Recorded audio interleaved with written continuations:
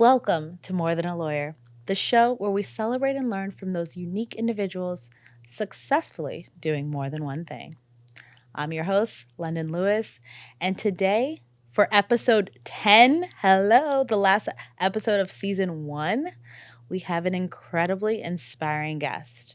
Her name is Tyler Chou, and she is dynamic. She's had an incredibly impressive career journey. Let's just say some of her credits. Okay, Legal Affairs Counsel for Disney, VP of Business and Legal Affairs at Skydance, Senior Counsel at Buzzfeed, and heading up the Business and Legal Affairs for Open Road Films. In addition, she's an executive career coach supporting women attorneys and business owners. And she's not only that, but she's a YouTube creator, which I'm so excited to learn all the tea of how she's gotten over like hundreds of thousands of subscribers. And now she's the CEO and founder of Tyler Chou Law for Creators, earning her the title of the Creator's Attorney. So we'll dive into how she manages to do it all, because she's not only those things, but she's a loving wife, a mom, and we need to know the significance of the pandemic on her career pivot, because a lot of these changes happened during that time. And then what brings her the most joy from her work. I'm so excited. We're bringing in that heat for episode 10. So let's get started. So Tyler, I love the red, by the way. For those of you watching, she's bringing that power energy right now, and I love it. Red is sort of my branding color, so I try to wear red when I can. I love this. Yes. Consistent. So you've had such a expansive, diverse career. Can you talk a little bit about how you got started and in your first in-house role at Disney? Like that, I'm just fascinated. Like, how did you go from firm to in-house? Well, so my very first job in Hollywood was at a small firm that I worked at. And that was me paying my dues, because as you know, in Hollywood, you have to pay your dues to get your foot in the door. Mm-hmm. So I actually was a litigator my first 2 years out. Really? Unrelated to entertainment, because I went to law school wanting to be a DA. So I only studied litigation. I never took one transactional law class. What? Not one entertainment law class. Isn't that ironic? And now all of my friends who took entertainment law, none of them are practicing entertainment. Oh but I my am, God. right?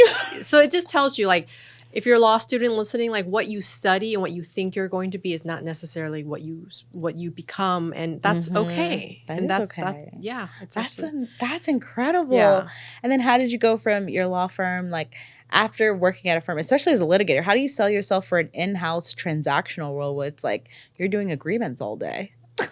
You know what, London? I couldn't get my foot in the door. No one would open that door for me. I didn't graduate from Harvard or Yale. I didn't have any connections. No one knew me.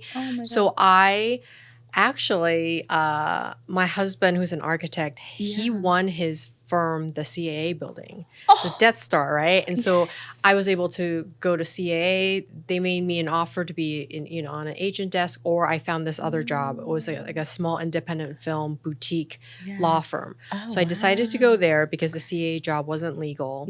I was there for 3 years. My first 6 months was unpaid. So I went, I know. I went from a six-figure salary litigator to unpaid for 6 months. Oh my God. And then the first 3 years I got paid $30,000 a year. I don't really share that, but it's like, whatever. I'm almost 20 years out. I don't care. I want the younger lawyers out there to hear about it and know that that's okay. Yes. And you paid your dues. And I paid my dues. And it's like when people are like, oh, they want instant gratification. It's like, no.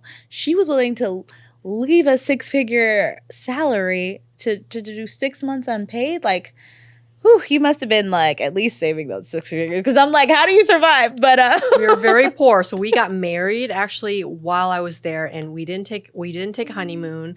We did everything ourselves. Like, a friend baked our cake, my mom made the flowers, but it was actually looking back at it, the memories of it, what was very, very fun. We made flowers the night before the wedding. Yeah, because I mean it's more meaningful, and it's like 20 years later, you're like, we actually loved each other, and continue to. But you've also worked in senior like legal roles at major companies like Buzzfeed, Open Road, Skydance, Disney. So how did these experiences shape your career and prepare you for subsequent ventures like working as a creator at YouTube, which we'll get to as well? So I will say, when I went to go work for Disney, that was my dream job. I mean, I'm an immigrant from Taiwan. Like, my parents don't speak English still to this day. And so for me to get an in-house job in the live features, in the live action features group was insane. Like, it was my dream job.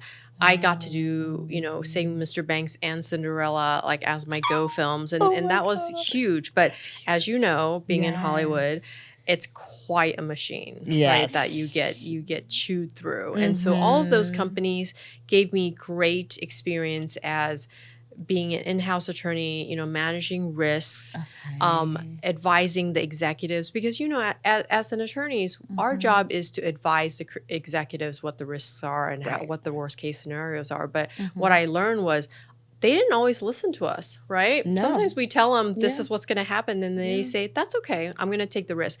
But what I love is the examples of like Uber and Airbnb. When they were starting, they wanted to go fast, and they didn't care if they got sued because what they made was probably more than the litigation costs. Yeah. And so sometimes that gets outweighed, right? Yeah. And but those experiences were amazing. I mean, as hard as they were, I'm so grateful. I'm grateful for every experience I had because Disney made me an excellent attorney. Like they have 2,000 lawyers. Like they're very smart, very meticulous. So I was trained really at the best studio I could have been trained at. That's huge. So I'm super grateful for all those experiences. I love that. Shout out to Disney. And honestly, maybe being a litigator is your superpower because you're like, look, I see what's litigated, so I know how to kind of like stay clear. A little bit. You definitely build in the risk management more. I think having both of that experience as a litigator and now as a transactional attorney. Yeah. No, that's awesome. And then Skydance recently made headlines for merging with Paramount. Yes. So how was your experience there, and what were some like highlights or challenges? Because I'm just curious, like, do you feel like, from your opinion, is this like the writing was on the wall that they were always going to merge with a big studio like Paramount, or were you like at the time it was hard so when I joined Skydance, I was like employee number 50, so it was like pretty early on. I think now they have hundreds and hundreds, maybe even 1,000 now with animation.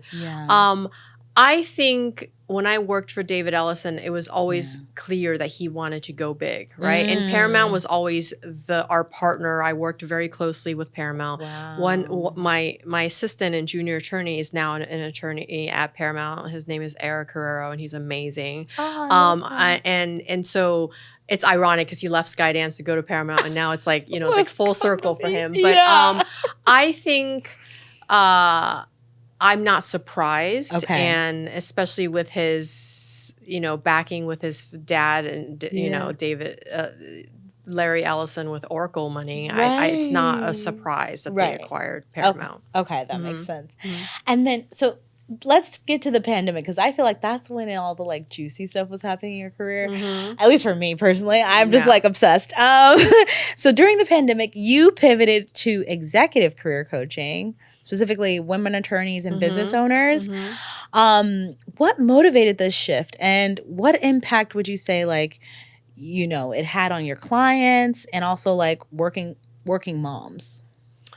So I was at Buzzfeed when the pandemic hit. And Buzzfeed was really kind of my entry into the creator space, right? Which is the space I'm in now. Yes. And I was very grateful for that. And it was so fun being in that space. But by the time I was at Buzzfeed, they were actually kind of like the downhill, as you know, has happened. I exited a lot of big creators that we all love. Wow.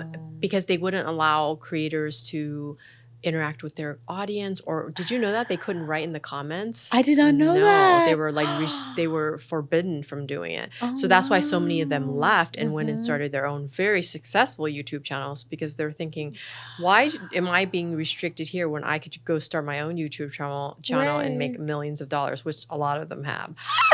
So when the pandemic hit, I had been hired to start the studio division for them. Mm-hmm. I think this was their third try. And as you know, trying to go from a news organization to making film and TV was traditional film and TV was tough. Yeah. So the writing was on the wall. I mean, I ended up working on I was head of the creator program. I did a lot of advertising law when I was at Buzzfeed, negotiating, like the Walmart and Coca-Cola advertising deals. That was really cool. That's really And so cool. the writing was kind of on the wall about the studio not doing well. So when the pandemic hit, they laid off over 100 people and all the studios people. Right. And so I was actually relieved because I had 2 young kids at home. Yes. I was dying. I mean, working and like cooking and cleaning, everything. God. It was so hard. Yes. And so, I got laid off and like for about a week, I was like, okay, this is great. And then I was like, okay, what's next? I can't just sit around. I'm just so type A, like go, go, go. Yes, you're a lawyer. I was like,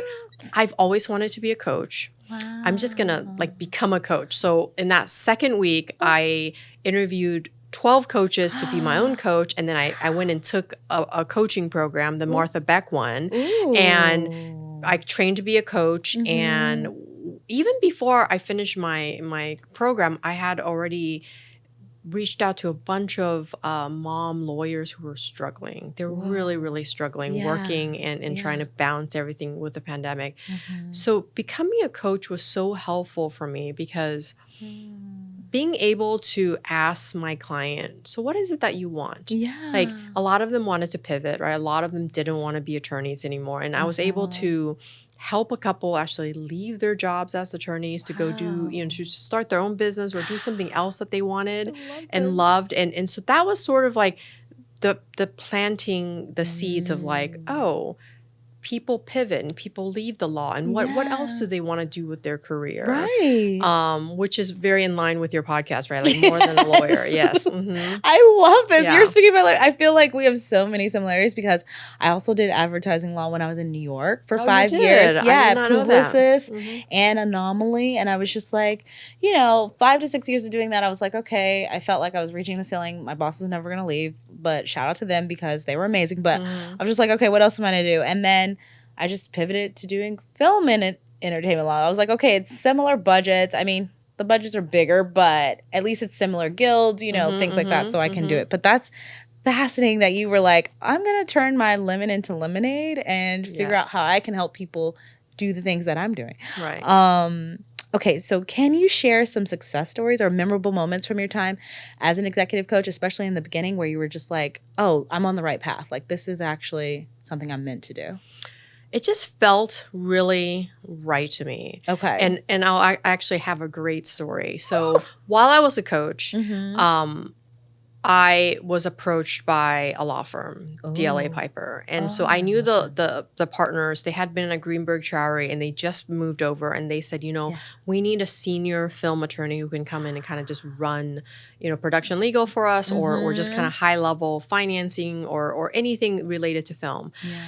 And I was thinking to myself, okay, this is a prestigious firm, like we are a very firm 2-income family. The coaching was amazing, but I was starting to worry that, my husband's 1 income was not going to kind of take us through with 2 kids in private school. Wow. And so I interviewed with them. I went through 8 rounds, like I interviewed with like a bunch of partners. I mean, it ended up probably interviewing with 8 lawyers. Wow. And at the end, they made me an offer.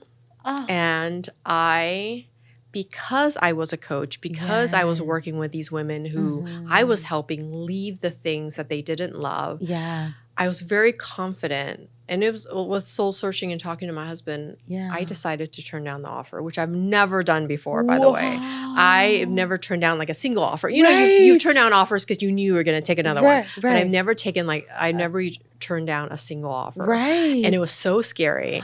But can I tell you, London, it was the best thing I could have ever done. And I love sharing this story because it's so important for women, women lawyers, women of color to say no because we're so afraid to, right? We say yes to everything. We have no boundaries. We do everything for everybody, right? It's so true.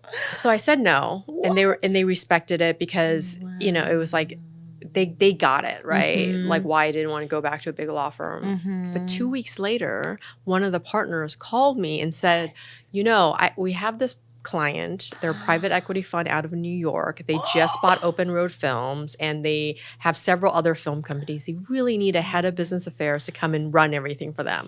And I was like, yes, that sounds so much more fun to me, right? To run everything for a private equity fund. Heck yeah. So after that was a lot of interviews, probably 10 rounds of interviews. Wow. And I got that job. And that was like the best job because I had a boss who was the principal of the fund who was not a Hollywood person. Right. So he never questioned me. He was kind of like, go do your thing, and respected me. And it was he was very cool because he was the only person I ever knew that I had to convince to take a producer credit because he never wanted a credit. He just didn't care. Wow. And I said to him, I said, James, you have to take a credit because, of it was tax incentives and he we couldn't double dip. And so I had to beg him to take a producer credit. You know, how refreshing is that, right? That's so refreshing. Isn't your everyday trying to not give credit to people and fight people? Cut those yes, down. exactly. Yes. Exactly.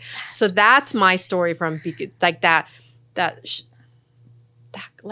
I just knew with the training of the coaching and helping my clients achieve their what they wanted to do that brought them joy, that allowed me to say no. And that led to a bigger, better thing. Yes. And happier, clearly. Yes. Oh my gosh. Okay. So you've also become a YouTube creator. So I'm curious as to what inspired you to start your own YouTube channel? And then how have you grown so many hundreds of thousands of subscribers? The exact number. I was I'm not even going to try to because they're still climbing. So I'm just this is insane. How did you do it? And then obviously the kind of content you focus on is you're the creator's attorney. So helping creators understand how to protect themselves. How did that come about? Well, this is a great story. Okay. I actually haven't shared it a lot, but so when I was at the private equity fund, I had a midlife crisis. I said to myself, what is my creative legacy that I'm leaving behind? For all 16 years in Hollywood, I was helping creatives achieve their creative visions on film and TV, and they were leaving behind something very tangible. Yeah. I went to Berkeley to be an English major, to be a novelist, and I put that dream aside, because I wanted to be a lawyer to take care of my parents and my younger siblings, because I'm the oldest. So I said, I don't know what made me do it, but I think I was watching Ali Abdaal, who's a YouTube creator, and he had a course called the Part-Time YouTube Academy, and it was geared towards professionals who wanted a YouTube channel on the side. So I took his course, and he was basically very clear, do 52 videos in a year, and you should get to 1,000 subs. Okay. And so I sort of did that. I started it. I put out 2 videos. Okay. I promptly got 200 subscribers. Because on YouTube, it's very hard to grow. The numbers it's really, really slow to grow. It's not like TikTok or Instagram where it's a lot of vanity views. Right. YouTube, you actually have to do the work. So I went to Vid Summit, which is Mr. Beast's summit, 2 years ago, and I met a fellow creator. Her name is Sarah McDonald of the Keto Twins. And she said, so there's this drama with the Try Guys and Ned Falmer cheating on his wife. And since you used to be at Buzzfeed, do you know what's happening? And could you talk to her? And I said, probably. Yeah. So I went home that weekend. I made a 3-minute video, and I talked about, the fact that he probably had an executive partnership agreement. They were probably exiting him. And he probably violated the morals clause. And that video hit 100,000 views in one day. What? And it's almost at 500,000 views now. And then, so I went and made 2 follow-up videos. The second one was what was happening with, because he cheated with an employee of his company, what was happening there. And then the third one was the SNL skit, right? Yes. They did an SNL. Do you remember all this? Okay, they did the SNL skit. It was so tone deaf. So God. I did oh my God, I can't believe they did that. So those 3 videos got me to 10,000 in a month. Wow. Which is kind of unheard of, and I'm so grateful for that. Oh my God.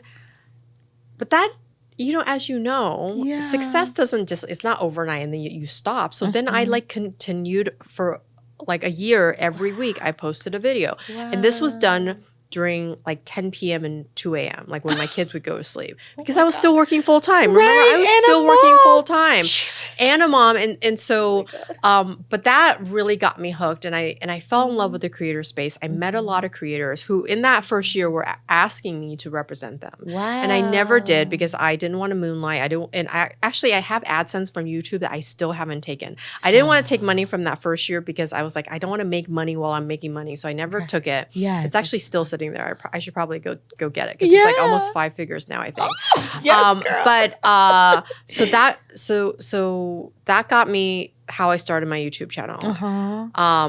We can talk about how I started my law firm, but I'll let you ask the question. No, that's the next question. It said, as the CEO and founder of Tyler Law, like for creators, you've branded yourself the creator's attorney. So how did you come up with this title? How did you start the firm? Let's get into it. So when I started my channel, it was actually called the Hollywood Attorney because that was the angle. That was my kind of what Ali Abdaal would say is my unfair advantage. I was a Hollywood attorney who was kind of talking, because most Hollywood attorneys are not supposed to talk. Right. I've been a talent attorney I know I was on Tom Hanks and Marissa Tomei's teams, and so you never talk as a Hollywood attorney. Right. So I actually started my channel. Oh, actually, I remember the impetus now. Like, I wanted to help people feel better about themselves, working moms. I love that. Because I remember being on Instagram and just feeling like crap every time I was off of it. I'm like, oh my God, look at these people with their beautiful lives and beautiful homes and beautiful vacations. And as you know, people only put the most beautiful stuff on there. Yep. We don't put the fights and the messy houses right on there. And so in that first year, I did a lot of stories about Hollywood. So if there was a trending story about some celebrity or some Hollywood issue, like, I cover the Alec Baldwin shooting on Rust when it first, took place. Yeah. I know we're like, now it's been dismissed and everything, but like those were the types of stories I covered. Okay.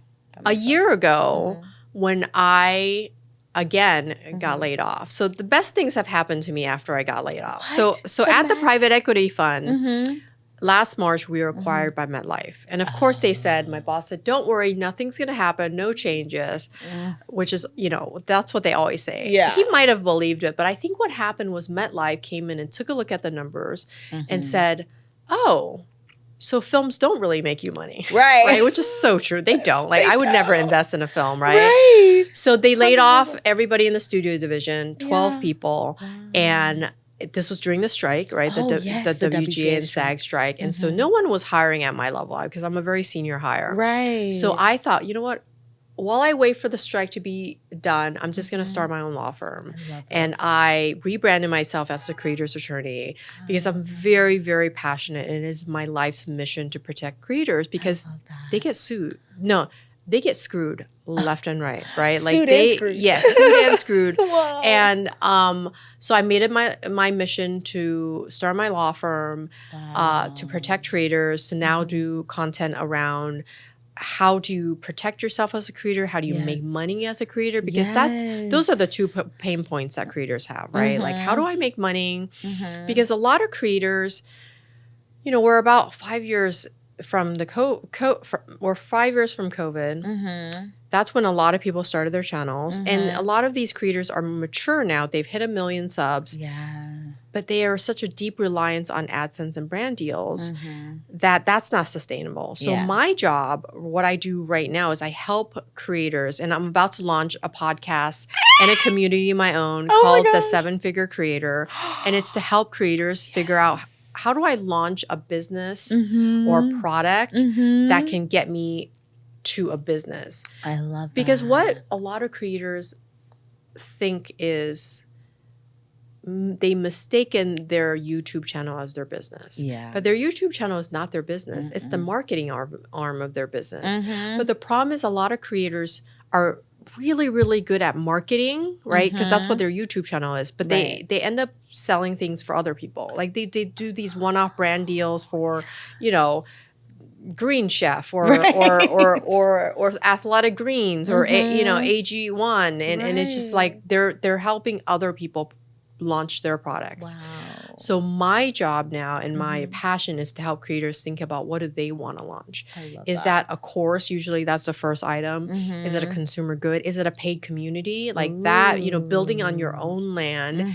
I just had lunch with the head of creators at Patreon. You know, they're starting a community. I'm starting my community on Mighty Networks. Like creators need to think about building on their own land and not building on, you know, TikTok. What about the ban? If the ban happens, so many creators are out of anywhere to build, right? Yes. I tell everybody to build on YouTube. I really feel like YouTube is the best platform. It pays its creators really well, at least 55% of what they make. Oh, that's great. And they're going to be around for a long time. Yeah. I mean, Google is like, you know, and YouTube is the second biggest search engine in the world, right? They're not going away. YouTube, like, how many times have you needed to solve something and you're like, oh, I'm just going to go find it on YouTube? 100% of the time, it seems like. I love that. Oh my gosh. And I love knowing about the Mighty Networks versus Patreon because I'm always curious. Like people are like, oh, start a Patreon, start a Mighty. And I'm just like, how do you determine which one? But I guess it's like maybe going to you is going to like help figure that out. I definitely guide a lot of creators as to, well, what's the best, you know, what's the best product? What's the best company? What's the best platform? You know, what are the best tools? And so I represent not only creators, I represent big creators, big channels, but also, you know, I represent agencies like Whaler and management companies like Fanfluence, as well as big brands in the space. And it's really exciting. It's really, really exciting. And the biggest thing I do right now, which is kind of, I'm becoming an expert and being known for, is I do a lot of equity deals for creators. So when they get brand deals, I negotiate, you know, equity in those. Remember Alex Earl? She just became an investor in Poppy. Yes. And Joe Rogan took 1% of carnivore snacks. Yes. That's the future of brand deals. Give them a piece. Yes. So that was my keynote at VidCon. I just spoke at VidCon a few weeks ago, and that was what I talked about. Was brand deals, yes, but remember to ask for equity. And the biggest deal I'm working on right now is I'm helping one of my creators who has a huge YouTube channel sell his channel. Because a lot of YouTube channels who are older, like MatPat and Veritasium, have both sold their channels to these private equity funds like Electrify and Lunar X, and they are really wanting to exit. You know, they're older, they have kids, they don't want to make videos every day. So they transition with new hosts or new faces of the channel. And I love doing those very, very high level advisory, you know, strategy deals. Oh my God, I'm so excited. You're speaking my language. I'm sure all the listeners are like, how can we reach out to her? So balancing multiple careers and passions can be challenging. You're a mom and a wife also. So like, how do you manage your time, your energy with all these roles and your family household? Like, I'm just like, I'm exhausted for you just listening. I'm like, how does she do this? Well,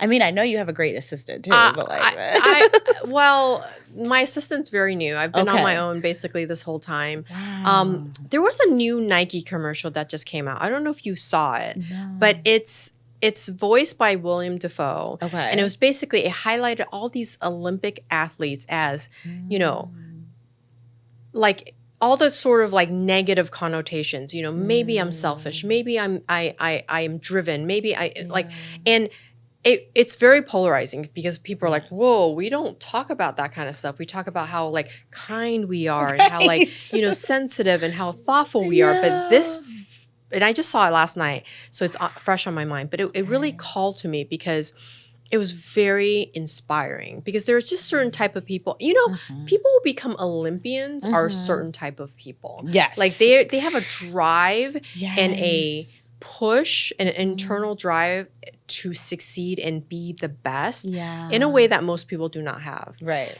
And not to say like I'm an Olympian, but I think I have that drive to always go. And I'm married to a world-class architect who designs airports all over the world.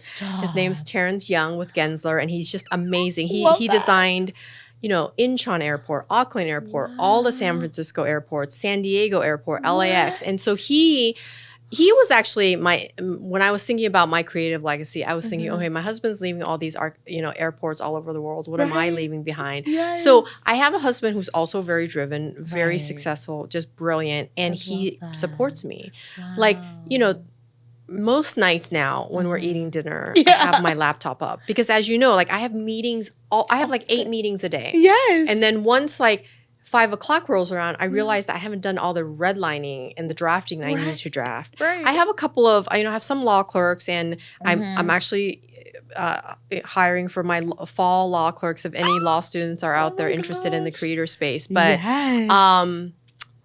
it's hard doing everything on your own. It's I won't say, but I love it so much, London. Can I tell you? Like, I am so lit up every day that I get to do what I love. You know what I said to my husband a few months, like 2 months ago? I said to him, I'm never going to have to go to a man and ask for a job. I love ever again. That's such a huge and usually statement. A white man, right? Exactly. And no offense to white men, but they're the ones in charge. Yeah, you're just like, oh. And I said, I know I have this deep belief, like comforting belief that I can feed myself and my kids and I will be okay.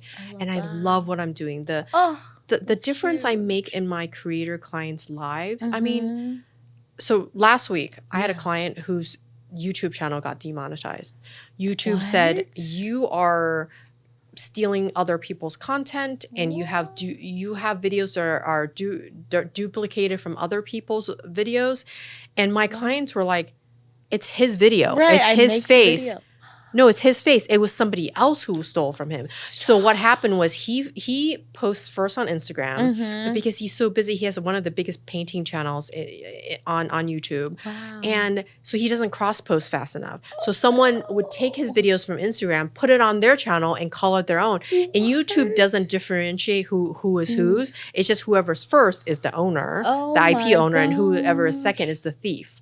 So I had to jump in, we had to try to hit the appeals deadline. They had just come back from vacation after unplugging for a week, which they never do, to come back to this. Right. And we had to put in a plan to cross post and then also go after these IP thieves, to send out cease and desist. And thankfully, while I was at VidCon, I met someone at YouTube who I reached out to, and he's a very senior executive. He was so kind. I said, could you just direct me to somebody? And he just took care of it for me. Oh my God. He's like, we removed the demonetization because we figured out that who's the actual thief here. And my clients sent me a video and they were both crying. It was a husband and wife team and they were just both crying. And they were so grateful. Yes. I have so many clients who tell me every day, I'm so grateful you're in our corner, that you exist, because there aren't a lot of attorneys doing creator law. No. By the way, when I tell my former colleagues in Hollywood what I'm doing, they're like,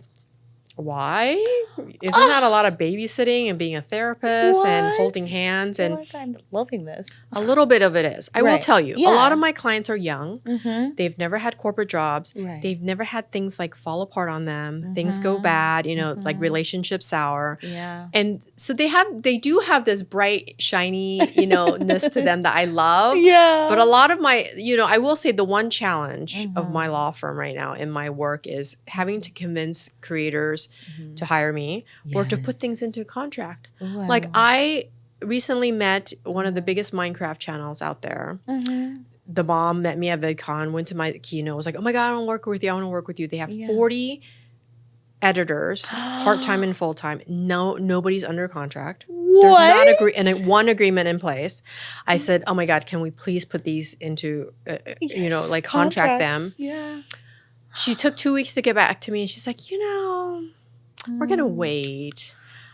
We're not big enough yet. They don't want to spend the money if there's no emergency. A lot of clients come to me because of emergency. 6-figure brand deals not paid, IP being stolen, things like that. That makes sense. I do PR crisis, a huge PR crisis, and I did my job really well because nobody ever heard about it. Wow, right? I love that. That's being a problem solver. And so so when I solve the problem for them, some of the bigger channels allow me to then become their fractional CEO. So that's another part of my business. I also have an accidental agency of about 30 that I manage. What? I love this. I know, because they're huge creators who got burned by exclusive management deals and they just want to be non-exclusive with me. So I'm getting them big deals with like Nvidia and 6-figure deals, and I love it. I barely sleep. I mean, to answer your question, I sleep about 4 hours a night, and so that's how I get everything done.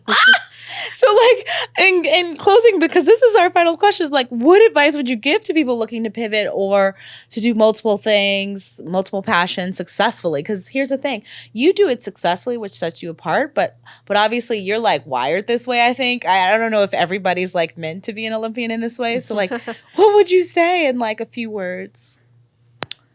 Life is really short, right? Like you don't know if tomorrow's gonna be your last day. And so I think if you hate your job, and that was why I left litigation, is I was sitting in this big office crying every day. And my husband was like, life is too short. You can't be crying every day. I don't care if you're making 6 figures. You have to stop doing this.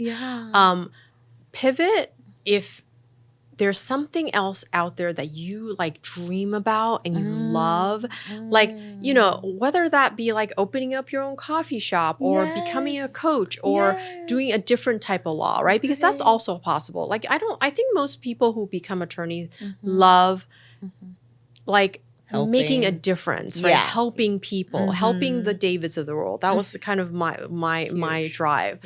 And if there's something out there that really calls to you, talk to people. I mean, people could totally reach out to me. You know, they can come find me. We love this. Hopefully you'll link it, you know, tylerchoulaw.com. And I'm on LinkedIn, very active on LinkedIn these days. Love that. And I'm happy to talk you through it, but don't suffer, right? Like life is too short. Yes, I know we have golden handcuffs because we make good money as attorneys. It's hard to leave.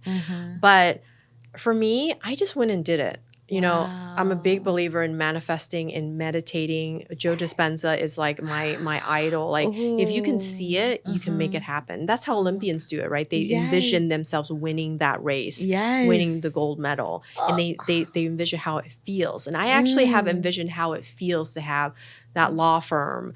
And you know, I have a lot of offers from big law firms right now for me to join. I don't know if I'm going to do it, but maybe if it frees me up so I can go do these other things. But I really think if you can see it and feel it, it can happen. And I'm so grateful that I took the leap. Yes, this sounds like it was meant for you. Thank you. Thank you for having me. Thank you for what a great conversation. This has been so amazing. I'm just like, we're going to have you back for season 2 just because I feel like there's just so much. We just touched the surface and it's like, I'm like, okay, really quick before we wrap up, is there any like fun fact or last words you want to share before we? We were born perfect and we forget. Ooh. That's how I used to always end my videos, right? We forget. We always like, you know, the one thing I want to say about why I love creators and why I think this is the future of media, right? And because you and I are like traditional media attorneys. What I love about being a creator is you don't have to sit around waiting for a studio head to tell you that your story is worthy of being told. If you have the courage or you know, the idea, there's a story you want to put out in there, you write it, you film it, millions of people can see it immediately. That's the American dream, to be able to, you know, there's no, the barrier to enter is very low. I truly believe that, you know, in the next 10 years, we will have a nominated, you know, Academy Award nominated director who is getting their start on YouTube right now. Wow. I truly believe that. Do you remember that story that the kid Wesley who was at Harvard, he put out this short film. He didn't know where to release it. He's like, I can't get anyone to pay attention. So he put it out on YouTube. It got millions of views. Darren Aronofsky saw it, wrote him an email, said, drop out of Harvard. This is a movie. And then he took it to Sony. Sony bought the rights and they're making a film now. What? I know. And that is the American dream. What? That's why I love the creator space this and is YouTube huge. so much. Oh my God. Is there any other time, Denisha, or is that it? Nope. Yeah, no more time. Okay. Our producer's telling us we have to wrap. But This has been incredible, Tyler. I feel like you're going to get so many people reaching out to you. I mean, I want to reach out. I was like, can I be a client? Yes, please. Yes. I mean, let's get you some brand deals for your podcast. Hello, let's do it. Well, this has been an absolute pleasure, and I've learned so much. It's been so inspiring to hear your journey, your insights. You. Like, you're incredible. This is why episode 10, I came with the fire. So for our listeners, be sure to check out Tyler Chou Law for Creators and follow her on YouTube, LinkedIn, all the things. And stay tuned for more inspiring stories on More Than a Lawyer. That wraps up season 1, guys. This is giving me chills. Thank you so much for being my guest. This is like literally dream come true. I love this for you, that you're a lawyer and you have a podcast. It's so amazing. Oh, thank you. You're inspiring. Thank you. I mean, hello, goals. But yeah, so I guess I'll see you guys for season 2 in a couple weeks. We're taking a break. But yeah. Remember, guys, we're so much more. If you haven't heard here by Tyler, hello. We were born perfect. I'm going to use that. We were born perfect and we forgot. So don't forget, guys. Bye. Thank you.